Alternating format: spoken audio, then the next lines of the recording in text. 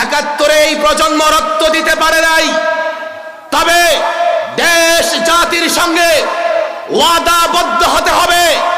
71-এর সূর্য সন্তানরা, 71-এর যুবকরা 71-এ রক্ত দিয়েছে দেশকে স্বাধীন করবার জন্য।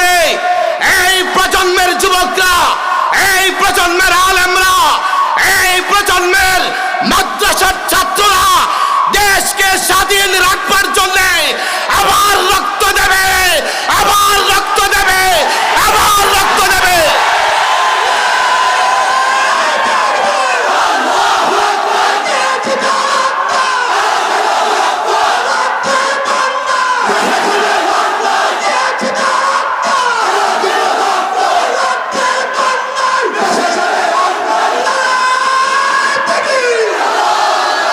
আমাদের দেশ প্রেমের পরীক্ষা তোমাদের কাছে দিতে হবে না।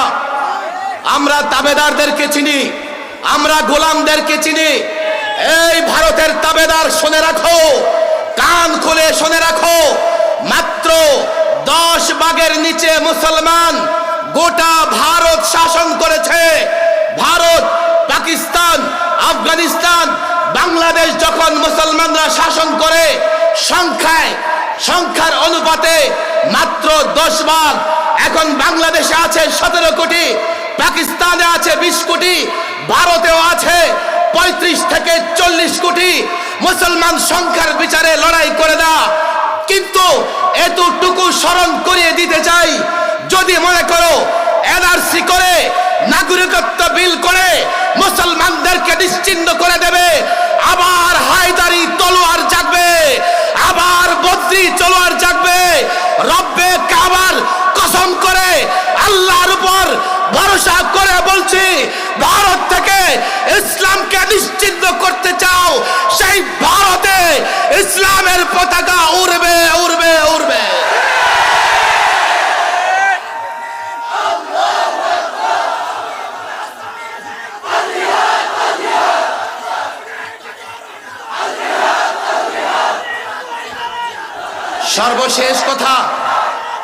সর্বশেষ কথা ভালো